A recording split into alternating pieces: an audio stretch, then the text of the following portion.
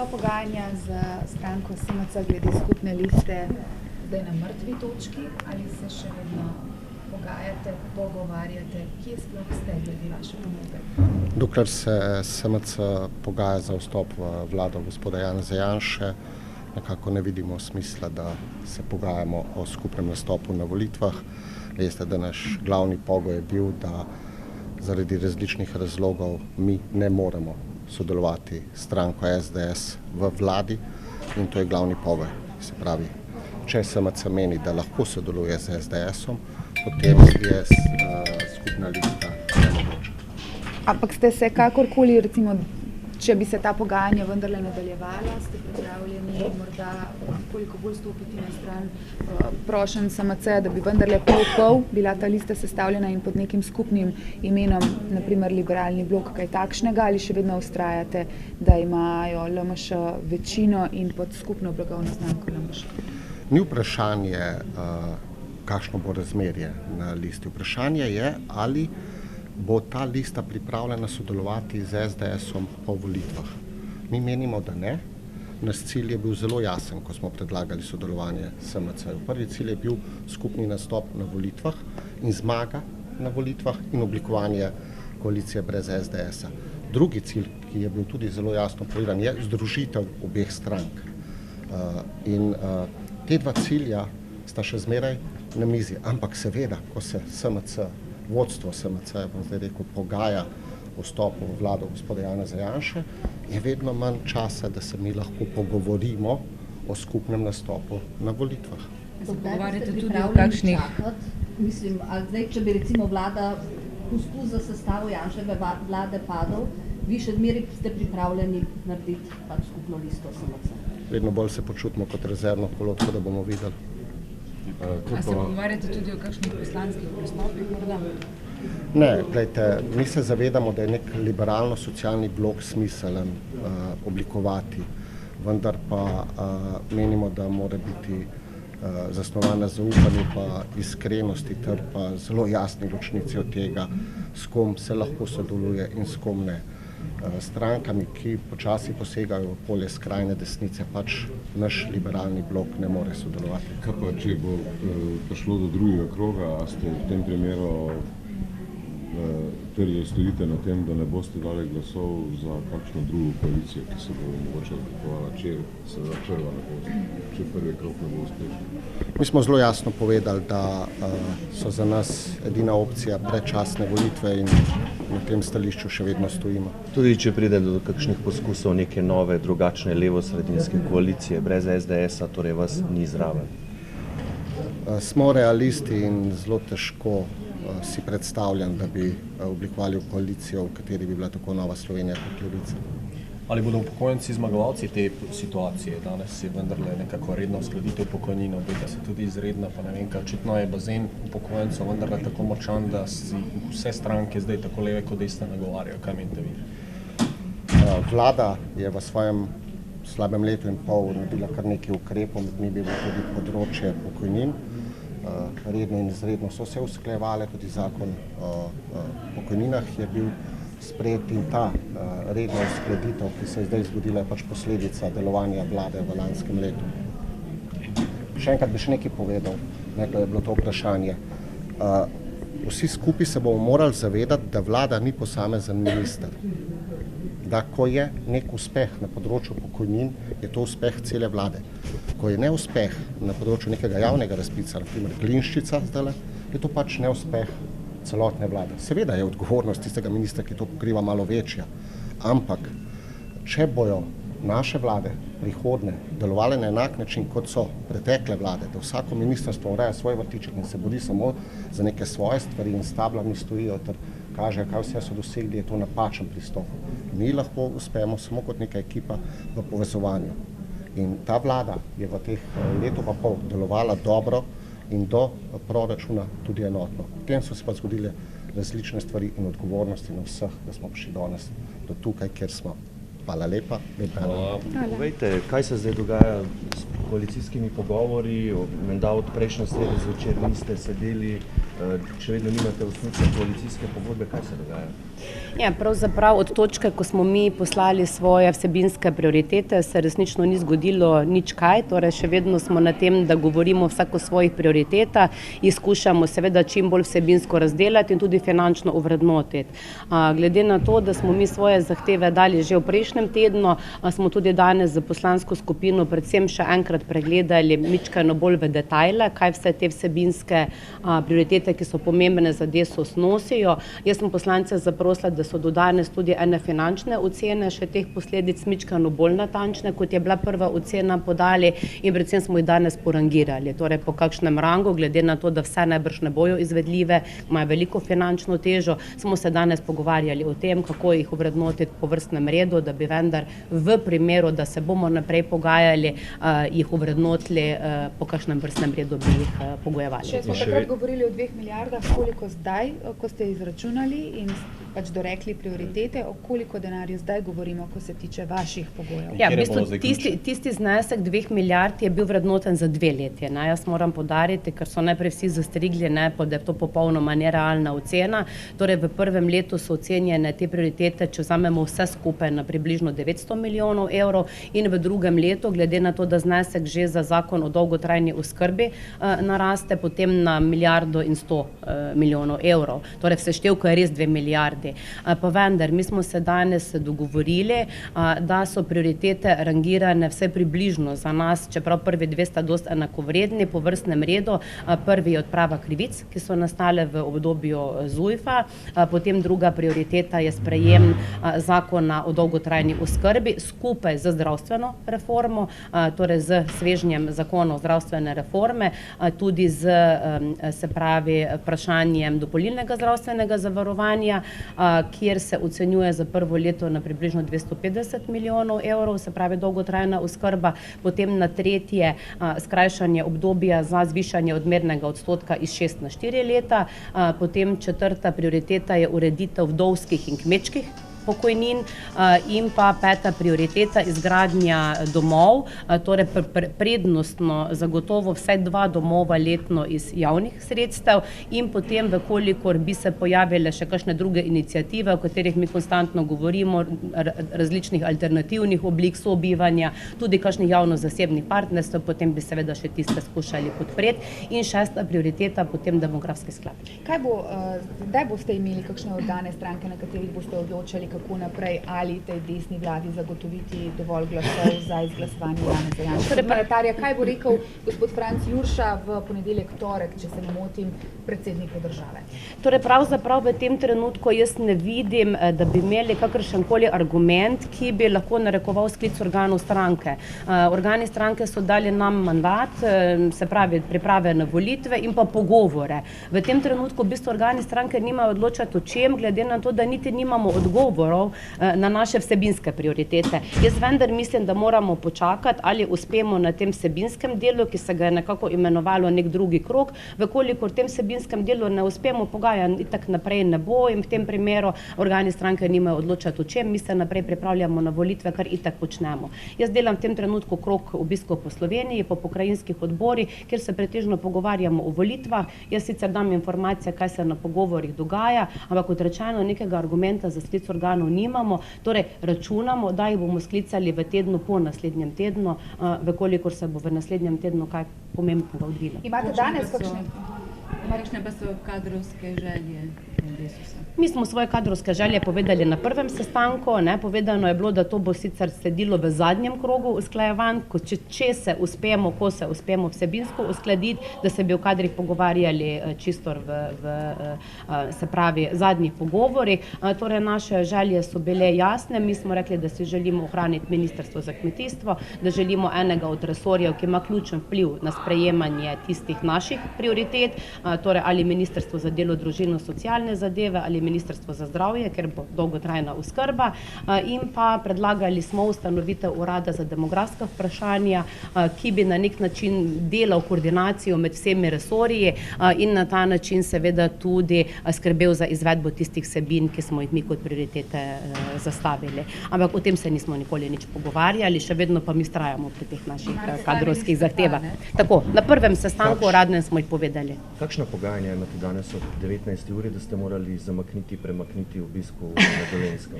Jaz sem zdaj na tem presenečena. Dogovor je bil, da se bi sicer predsedniki strank naj srečali v torek zvečer. Jaz uradnega povabila še nimam, smo pustili seveda prostor, kolikor bo danes sklic tega, ampak jaz še enkrat povem, glede na to, da nimamo odgovora na vsebinske naše zahteve, jaz dvomim, da se bo danes ta sklic zgodil, kolikor se pa bo, je pa to v bistvu za vsak slučaj, bi se naj zaključile potem terenske stvari, da bi jaz lahko bila v Ljubljani. Dvomim pa, glede na to, da je bil dogovor, da se bi samo predsedniki strank srečali, glede na to, da vsebinskega odgovora ni, da ta sestanek bo, ker predsedniki se zagotovo ne bomo o vsebinskih detajlih pogovarjali. Kako razumete, da je nekako stvar zastala?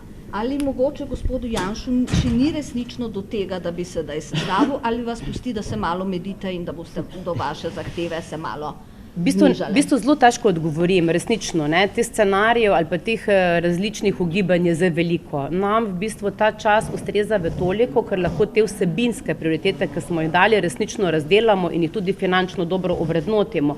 Kaj se dogaja v mestnem času? Jaz težko res govorim zaradi tega, ker resnično nimamo popolnoma nobenega odgovora, niti nobenega razloga ali pa argumenta, zakaj se nič naprej ne dogaja. Računate pa, da bo 5 poslancov vaše stranke podprlo? Ja, v bistvu mi to podporo še vedno zelo vežemo na to, ali bomo dobili zagotovilo, da bomo te naše vsebinske prioritete lahko dali v koalicijsko pogodbo in dobili tudi, to smo se tudi danes dogovorili, zagotovilo, da bojo tudi v finančnem smislu možne za izvedbo, kolikor bomo dobili to zagotovilo, da jih lahko izpeljemo seveda v času, ki nam bo na voljo, kot vemo, ta mandat bo kratek, seveda potem bojo poslanci se odločali o tem, da bojo podprli. Kolikor ne bomo dobili zagotovila za te vsebinske prioritete ali vsaj za prvih nekaj, se bomo pa o tem znova pogovarjali. Kdaj pričakujete koalicijsko pogodbo? Ne vem. Jaz se najprej pričakujem prav gotovo odgovor na naše vsebinske prioritete, in potem seveda jih bo treba še uskladiti in zložiti skupaj z ostalimi. Jaz tudi nimam pogleda v tiste, ki so jih postale ostale stranke, jaz v tem trenutku poznam samo naše. Pa je vaša osebna ocena, da se trenutno bolj zapleta pri vsebini ali pri kadrih? Jaz mislim, da do kadrovskih vprašanj sploh še nismo prišli. Tudi na prvem sestanku je bilo zelo uradno povedano, da vkolikor bomo uskladili vsebine, bomo potem tudi kadrovske rešitve dogovarjali z obzirom na tiste vsebinske prioritete. Tako da jaz mislim, da v tem trenutku, glede na to, da nimamo na vsebine odgovora, se zapleta najbrž že pri vsebinskih prioritetah, predvsem po moje se zapleta tudi pri finančni zmožnosti za izvedbo. Rekli ste, da bo prva prioriteta odprava krivic po ZUJF-u, bazen upokojencev je velik, danes redna uskladitev pokojnin za 3,2, konec leta še izredna. A so to te bombončki oziroma bodo upokojenci tisti najbolj nagrajeni zaradi te trenutne situacije morda? Ne vem, jaz tega ne bi v tem trenutku povezovala z bombončki. Jaz mislim, da te prioritete, ki smo jih mi postavili kot ključne prioritete Desusa za neke vrste pogoj za vstop vlado, so prioritete, ki so dolgo na mizi. Jaz mislim, da zakon o dolgotrajni oskrbi, odprava krivic po ZUJF-u ni nekaj novega, s čemer bi mi želeli kupiti naše volivce, ampak so to prioritete, ki jih ponavljamo ne samo mi, jaz tudi, kolikor mi je znano, večinoma strank jih nekako visoko na svojo agendo umešča, tako da jaz tega ne bi imenovala. In med temi 3 ali pa 4 prvimi prioritetami, jaz pravzaprav mislim, da ni nobenega bombončka, ampak so to zelo realne stvari, ki kličajo potem, da se jih sprejme. Pa ste zadovoljni s to uskladitvijo? V bistvu zdaj zadovoljni, popolnoma zadovoljni nismo nikoli, seveda bi si vsi želeli še več in še boljše, predvsem se mi pa zdi, da bo pomembno, da te ključne korake naredimo v zelo bližnji prihodnosti in tukaj predvsem pričakujem, da bo to konsens tistih, ki se bomo dogovarjali o morebitni novi vladi, da bomo vsi enotni glede tega, da bomo imeli visoko na agendi prioritet tudi te vsebine. Če torej SDS ne bo do torka sporočil svojega odgovora na vaše zahteve, če ne boste dobili osnutka koalicijske pogodbe, to torej pomeni, da gospod Jurša ne bo mogel v ponedeljek, torek reči predsedniku države, da ima Janša vse vaše glasove ali kako drugače. To vas sprašujem zato, ker če ne rata v prvem krogu, bo verjetno zelo živahno tudi v drugem. Vemo pa, da imate tudi druge ponudbe na mizi, denimo Saba. Zato povejte, kako je zdaj s tem, kaj utegne povedati gospod Jurša in pa seveda kako je z drugimi ponudbami. Se vam zdijo sploh kakorkoli realne, sploh v drugem krogu, ko bo res napeto?